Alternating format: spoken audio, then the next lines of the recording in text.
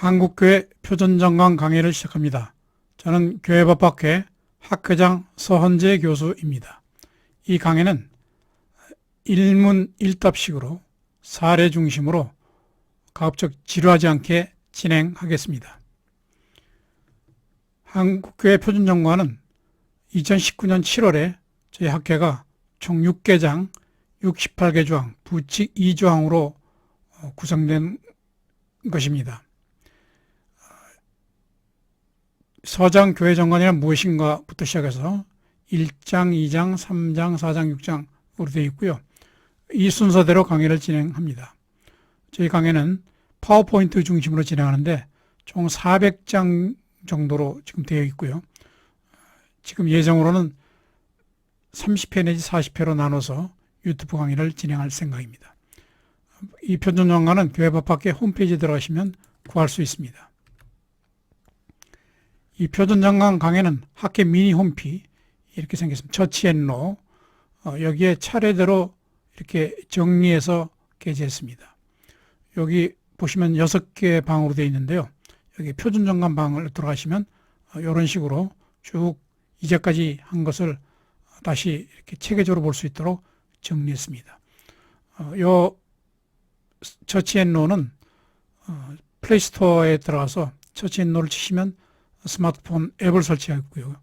그 다음에 컴퓨터를 이용하시는 분은 크롬에서 처치앤노.kr을 치시면 바로 미니 홈피에 들어가서 이용할 수 있습니다. 이 표준정강 강의가 한국교회 화평과 자유에 기하기를 기도합니다. 한국교회 표준정관 34번째 강의를 시작하겠습니다. 여기서는 교회 회계에 관련된 특히 종교인 과세와 관련해 가지고 구문 기록 관리의 필요성과 방법에 대해서 설명을 드리겠습니다. 우선 제52조가 회계 연도, 본교회 회계 연도는 매달 1일부터 매달 말일까지로 한다. 이렇게 정해놨습니다. 이 회계 연도의 뜻이란 건 뭐냐면 교회의 수익과 지출을 구분하고 정리하기 위한 기간입니다. 일종의 예산의 이제 단위 기간이죠. 그래서 가령 예를 들어서 예산을 10억을 세웠는데 다 못 썼다 하게 되면 그 다음으로 넘어가는 게 아니고 그것은 다시 이제 2월 해야 되는, 그래서 요선 예결산의 단위 기간이 됩니다. 이건 이제 우리나라 국가재정법 제2조가 이렇게 돼 있죠. 국가의 회계 연도는 매년 1월 1일에 시작하여 12월 31일에 종료한다. 이렇게 되어 있습니다. 종례는 교회별로 이게 꼭 1월 1일이 아니고 3월 1일부터 한 데도 했지만은 이제 종교인 과세 시대에는 교회도 여기에 맞춰가지고 회계 연도를 설정할 필요가 있습니다. 그래서 이제 1월 1일부터 시작하려면 미리 예산이 이제 확정돼야 되고 이게 정기총회를 거쳐야 되기 때문에 대부분의 교회들은 이렇게 이제 12월 1일이라든가 한 달 전에 예결산 총회를 개최해서 예산을 이제 확정해서 1월 1일부터 이제 집행되는 이렇게 이제 하고 있습니다. 근데 이 회계연도를 정한다는 뜻은 뭐냐면 회계연도 독립원칙이 적용된다. 여기 지금 국가재정법 제3조가 이걸 규정하고 있는데요. 각 회계연도의 경비는 그 연도의 세입 또는 수입으로 충당해야 한다. 즉 당해 연도의 세입으로 지출해야 한다는 원칙이죠. 그래서 이제 잉여 예산, 남는 예산은 차기 총회에서 결의를 받지 아니하면 다음 연도 예산으로 전용할 수 없습니다. 연말 되면 멀쩡한 보도부록 막 갈고 있죠. 그런 게 이게 만약 그해 책정된 예산을 쓰지 않으면 다음 해로 이게 자동 이월이 안 되기 때문에 이러한 어떻게 보면 예산 낭비 같은 게 나오게 되는데 이거는 이렇게 회계연도 독립원칙에 따라서 이렇게 이제 정해놓은 것입니다. 자, 그다음에 중요한 게 이제 회계 처리 방식입니다. 제 53조 교회 회계 처리는 단식부기 또는 복식부기의 방식으로 관리하는 것을 원칙으로 한다. 자, 이제 교회 회계는 그 유용성과 진실성이 있어야 됩니다. 다시 말하면 교회 회계의 특성은 이제 나가고 들어간 돈은 이제 확인해서 계산하는 게 이제 회계인데요. 이건 이제 숫자가 나이 아니라 이제 교회가, 자, 예를 들어서 우리 교회는 목회자 사례비로 얼마, 선교비로 얼마, 또 사회 봉사 기금으로 얼마 한다 하는 이런 정보를 제공하는 이제 도구입니다. 그래서 회계 정보는 이제 유용성이 있어야 되죠. 이거 보면 우리 교회가 교인들의 헌금을 어디다 얼만큼 쓰느냐 하는 것을 이제 알 수 있고, 이것은 이제 다음 회계는 그럼 어떻게 되겠다 하는 의사결정에 도움을 주기 위한 것이고요. 또 중요한 것은 이제 진실성입니다. 실체로 있는 그대로 장부와 재묘제표에 반영해서 전달해야 된다. 이거는 뭐 일반 사회단체도 마찬가지지만 교회는 더군다나 특히 이제 청지기적 사명 때문에 진실성이 가장 중요한 겁니다. 근데 이걸 교회 회계를 이제 이렇게 유용성과 진실성을 확보할 수 있는 이제 방법으로 이제 부기를 해야 되는데, 즉 장부에다 이제 기록해야죠. 근데 여기 이제 단식 부기와 복식 부기 방식이 있습니다. 단식 부기는 이제 한 거래 한 번씩 기록하는 방법이죠. 예를 들면 교회 지금 헌금 수입이 뭐 100만 원이 들어왔다. 그러면 수입분의 100만 원 이렇게 기록하고, 또 목회자 사회비로 50만 원이 이제 지급됐다. 그러면 지출에 50만 원 이렇게 한 번씩만 기록을 합니다. 굉장히 간편하죠. 소규모 교회는 굉장히 이제 하기도 편하고. 근데 이제 복식 부기는 한 거래를 차변과 대변에 나눠서 두 번씩 기록하는 것입니다. 예를 들어서 그 헌금이 지금 100만 원이 들어왔다면 수입 부분에 100만 원이 들어왔고, 그 다음에 이제 자산 부분에 100만 원이 들어왔기 때문에 수입은 100만 원이지만 교회 자산이 또 100만 원이 늘죠. 그래서 이렇게 차변과 대변에 나누어서 두 번씩 기록하는 방법인데요. 이렇게 하게 되면 이제 양쪽을 이렇게 비교해 볼 수 있기 때문에 빠진 경우에는 금방 오류를 찾아낼 수 있죠. 그리고 이제 그걸 보면 많은 정보를 제공하게 되고, 그래서 이제 중대형 교회에서는 되게 이제 복식 부기 방식을 합니다. 이걸 다시 한번 이렇게 비교해 보면, 여기 이제 단식 부기고 여기 이제 복식 부기인데요. 단식 부기는 이렇게 간단한 수입, 지출, 아까 말씀드린 대로 헌금 100만 원이 들어왔다, 또 사회에 50만 원 지출했다, 이렇게 딱딱 나눠서 하는 것인데 비해서 복식 부기는 아까 한 대로 헌금이 100만 원이 들어왔으면 수입 부분에 100만 원이 되고, 또 100만 원이 들어왔기 때문에 교회 자산이 좀 늘었죠. 그럼 100만 원. 그래서 이쪽에다 100만 원, 이쪽에다 100만 원. 이렇게 이제 두 번씩 기재합니다. 자, 그러면 이제 어느 것이 이제 옳으냐, 뭐 옳다기보다는 그 유용성과 그 진실성에 적합하냐. 우선 단식 부기는 이제 현금 수수와 채권 채무만을 기록하는 것이고요. 여기 이제 일정한 원칙이 없습니다. 그냥 기록하면 됩니다. 건수 있을 때마다. 그 다음에 이제 회계 지식 없이도 그냥 이렇게 사용하기 편하죠. 근데 문제는 자산 부채 잔액을 알 수가 없습니다. 그럼 여기 예를 들어서 지금 헌금이 100만 원 들어왔다. 그 다음에 이제 50만 원 나갔다. 그러면 이제 교회에 지금 현재 얼마가 남아있는지, 부채가 얼마인지를 이제 알 수가 없습니다. 그리고 순수입 지출 집계가 이제 어렵고요. 또 누락했을 경우에 발견이 어렵습니다. 왜냐하면 복식부기는 양쪽에서 기재를 하기 때문에 한쪽에만 빠지면 이게 안 맞죠. 그래서 이제 발견할 수 있지만, 이런 그 경우는 뭐 빠져도 뭐 알 수가 없습니다. 소규모 교회에서는 이제 간단하니까 이걸 많이 사용합니다. 여기에서 이제 복식 부기는 그 전 재산의 모든 변화를 이제 기록하게 되고, 이제 상당히 복잡합니다. 전문가 아니면 잘 알 수가 없죠. 대신에 이제 자산 부채 잔액을 알 수가 있고요. 그 다음에 순수익과 지출 집계가 가능하고, 또 누락 거래의 경우에 이제 발견이 용이하고, 또 현재 재산 상태 파악이 용이합니다. 그래서 장부의 신뢰성과 다양성을 이제 가지게 되는데, 이게 이제 어렵기 때문에 중대형 교회, 즉 회계 전문가가 있는 중대형 교회에 이제 적합하다. 뭐 요거를 조금 이제 실제 사례를 보면요, 이게 복식 부기는 좌변과 우변이 있죠. 좌변은 자산과 지출을 기재를 하고 우배는 부채와 수입을 기재합니다.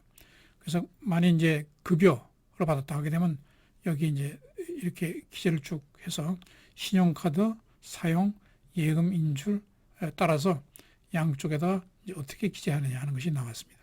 실제 예를 들면 지금 월급 200만 원을 내가 받았다 하게 되면 복식부기에는 우선 자산이 200만 원 늘었죠. 근데 현재 지출 없습니다. 그 다음에 이제 우변에 기재하는 수입에 월급 200만 원이 기재가 되죠. 그래서 양쪽이 딱 이제 맞게 되는 것이죠. 또 대출을 받았다 하게 되면 대출을 받으면 일단은 내 잔고에 이제 예금이 300만 원 늘었기 때문에 자산이 늘어났고요. 대신에 이 대출은 결국 그 부채죠. 그래서 부채 300만 원. 이렇게 해서 이제 좌변 우변을 딱딱 구분해 가지고 한 거래를 이렇게 두 번에 나눠서 이제 기재를 하게 되는 것입니다. 이것은 이제 어느 방법을 택하느냐 하는 것은 각 교회의 뭐 형편에 따라 가지고 이렇게 하시면 되겠습니다.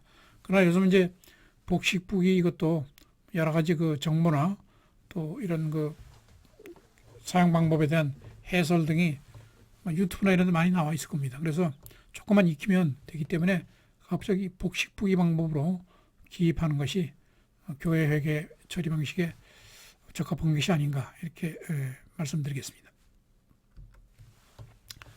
그 다음에 이제 54조는 회계 서류의 이제 보존인데요. 각종 회계 재정 서류의 보존 연한은 교회 뭐 이렇게 형편에 따라서 뭐 3년에 3년, 5년에 5년 원칙으로 한다. 다만 국세기본법에 따른 장부는 당해 결의로 보존 연한을 별도로 정할 수 있다.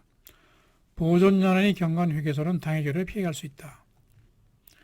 그 회계 결과를 기록하고 보고하는 문서, 결산서 참고 자료는 가 있고요. 그 다음에 이제 여기는 이제 증빙서류, 다시 말하면 그 재정장부죠. 이걸 이제 보고해야 되는데 여기는 종교인과세와 종교재산 관련 회계서류는 이제 법에 따로 보존 기간이 있습니다. 거기 따르면 되고요. 그 이외의 것에 대해서는 정관으로 보존 연한 정하시면 되겠습니다. 그러나 이제 그 보존한다고 해서 무조건 공개하는 게 아니고요. 앞에서 봤듯이 그 재정장부 열람 청구에 따라 가지고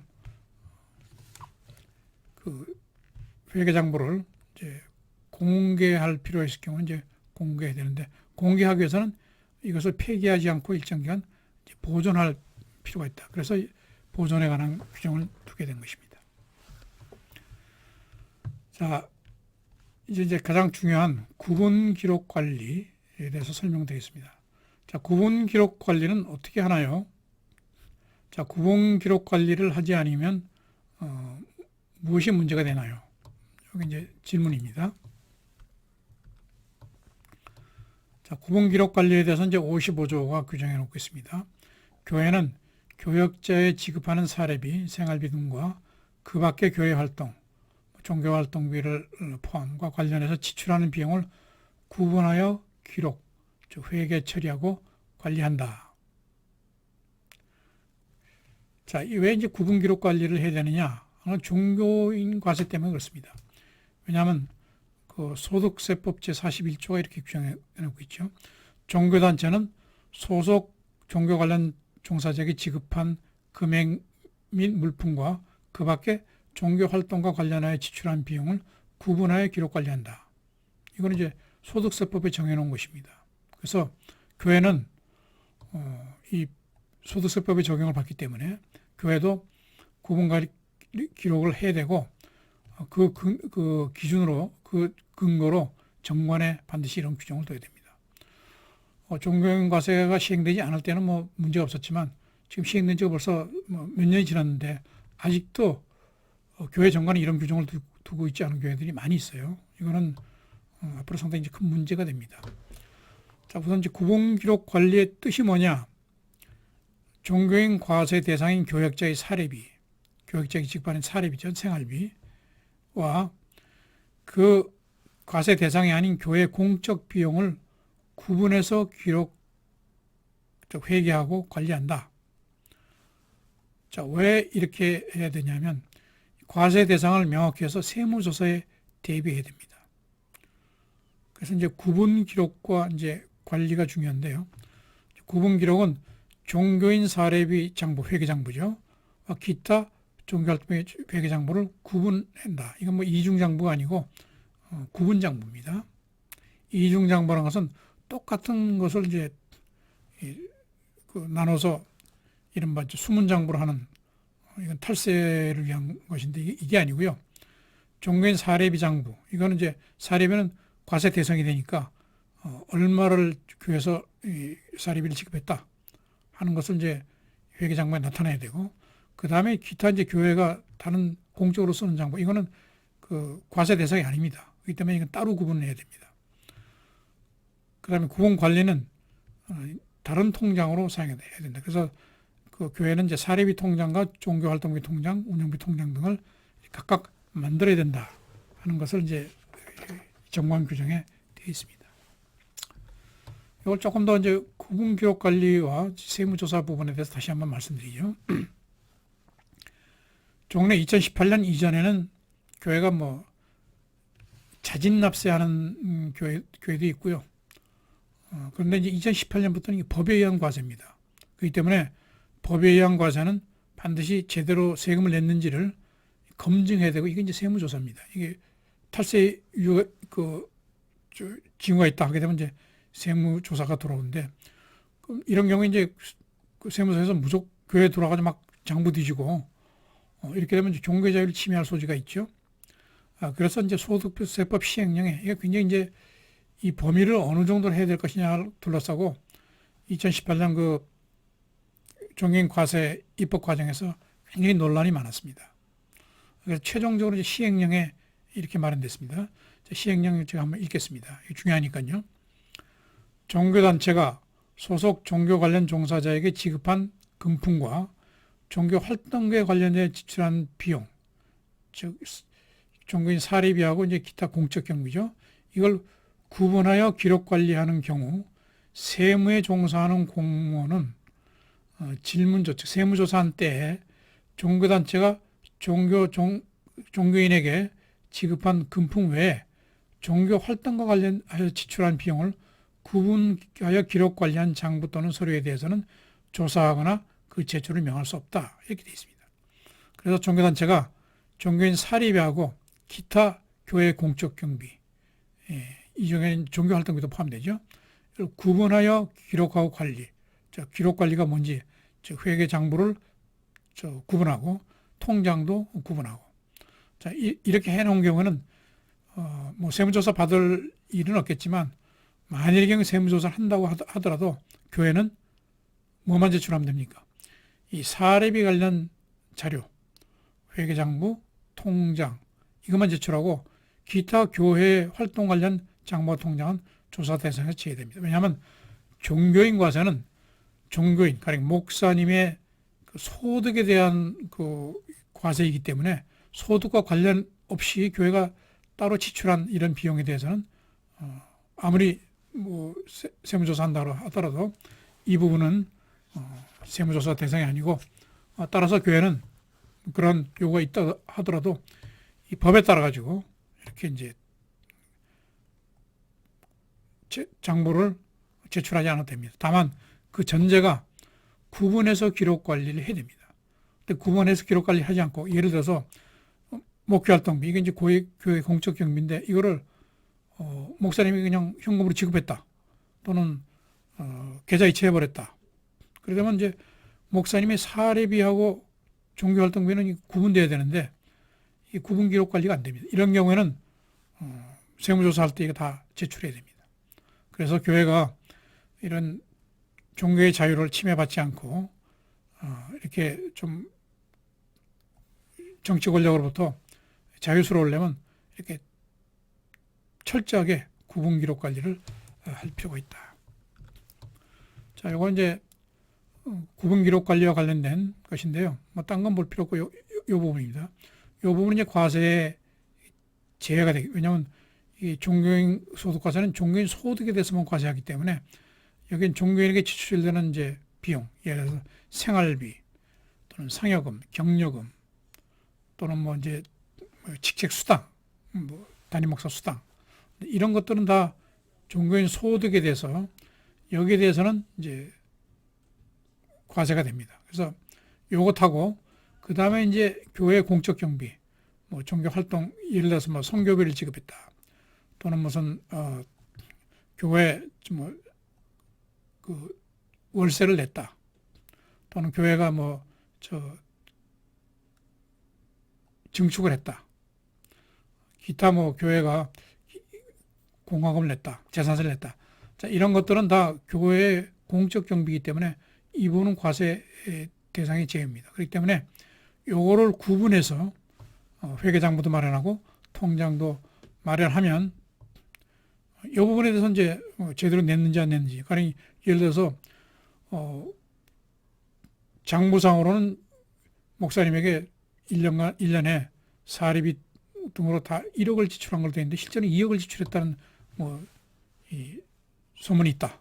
그래서 세무서에서 그럼 제대로 봅시다 하더라도 이 부분에 대해서만 제출하면 됩니다. 그래서 이제 요거는 다시 이제 뒤에 헌금의 관리하고 이제 관련이 되죠. 그래서 현금의 관리에 대해서 이제 56조가 규정해 놓고 있습니다. 교회는 관할 세무서로부터 고유번호증을 부여받아 교회 명의 통장을 개설하여 모든 헌금을 일괄 입금 관리해야 한다. 교회 명의 통장은 목회자 사례비 통장, 종교활동비 통장, 기타 교회 운영비 통장 등으로 구분하여 개설해야 한다. 교회 명의 통장과 목회자 개인 통장은 혼용하여 사용할 수 없다. 이게 이제 구분기록 관리 중에서도 가장 중요한 헌금의 관리 부분입니다. 그래서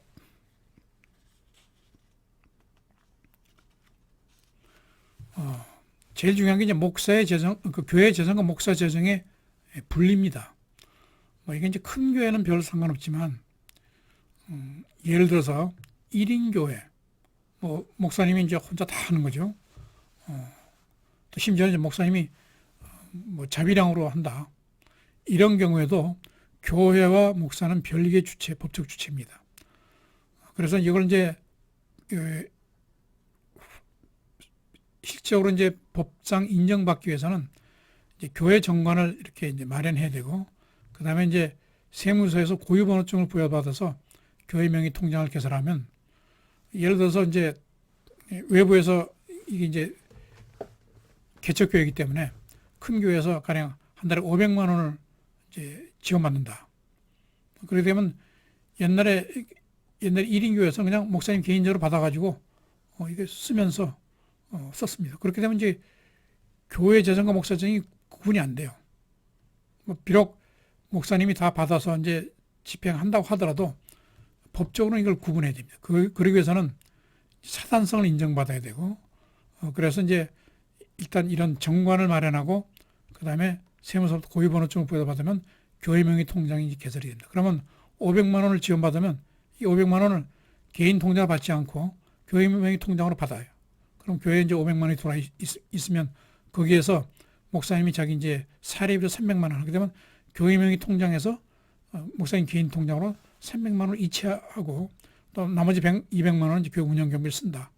이렇게 되면 이게 비록 목사님이 혼자서 하는 뭐 대부분 하는 교회라고 하더라도 이렇게 이제 구분하는 전제가 됩니다. 그래서 이 고유번호증을 뭐 부여받는 게 굉장히 이제 중요하죠.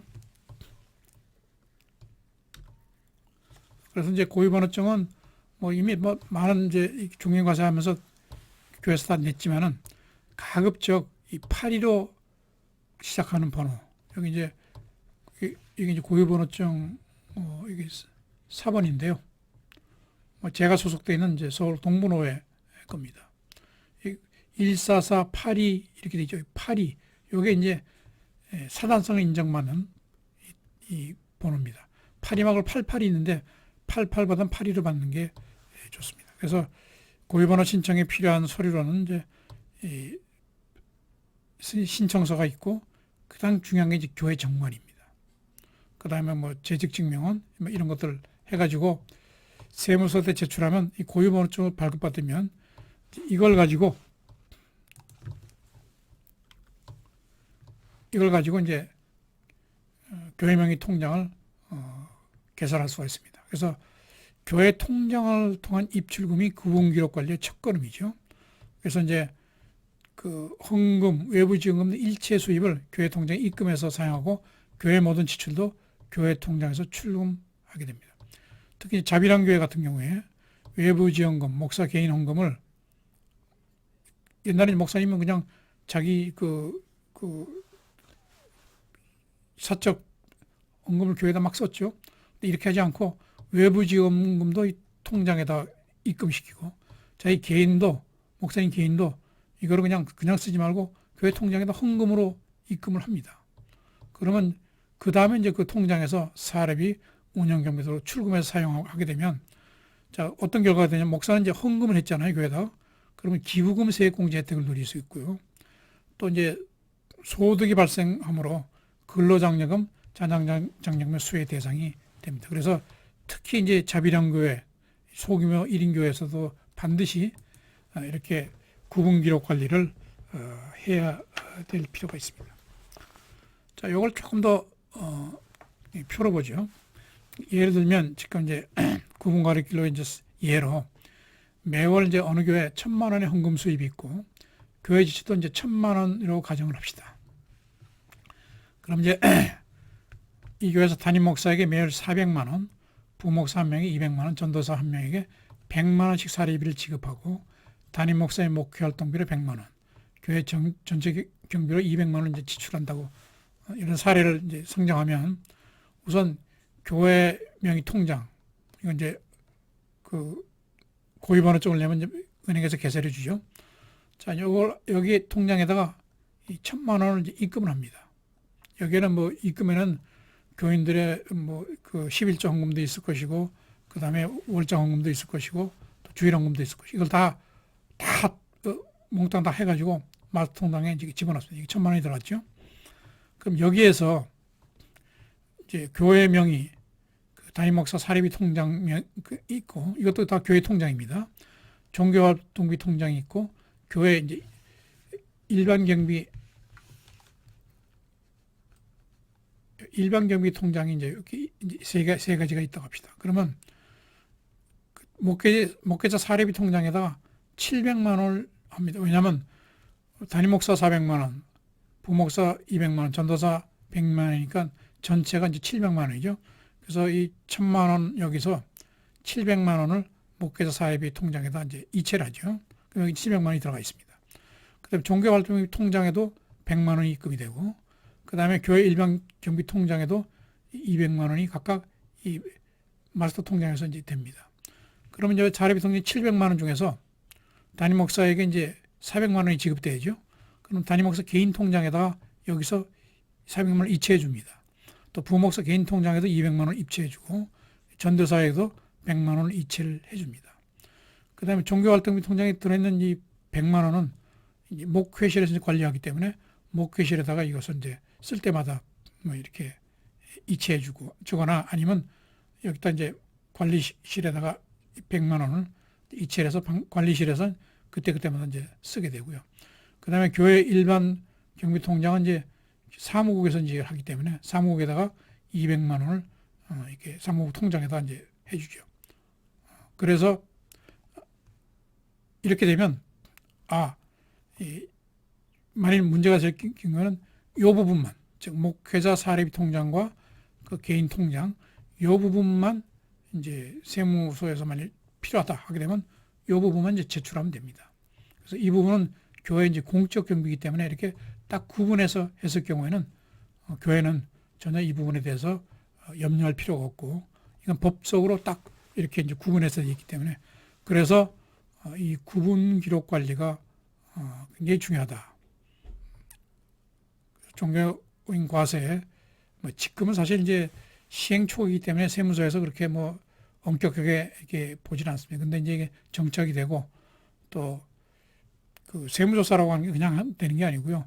교회 내에서 이제 분쟁이 생겼을 경우에 우리 교회 목사님, 우리 교회에서는 1년에 1억 이렇게 사례비를 지급하는데 시조 세무서 보니까 5천만 원밖에 신고 안 돼 있다. 이런 이제 투서가 들어가게 되죠. 그러면 이제 세무서에서는 이제 조사가 나오게 되는데 그런 경우에도 최악의 경우에도 이 부분만이 조사 대상이 되고 요 통장이고 또 이제 회계장부가 있겠죠. 회계장부 딱 구분해 가지고 하게 되면 이런 회계장부하고 통장만 제출하면 세무조사에 대해서도 충분히 교회가 대비할 수 있다. 예. 오늘 강의는 여기까지 마치겠습니다. 저는 현재 중앙대학교 명예교수이고 중앙대학교 대학교의 목사로 심우하고 있습니다. 한국교회법학회 학회장을 맡아 있고요. 개신대학원대학에서 장로교 헌법과 정치를 강의하고 있습니다. 장시간 함께 해주셔서 감사드리고 다음에도 참여 부탁드립니다. 감사합니다.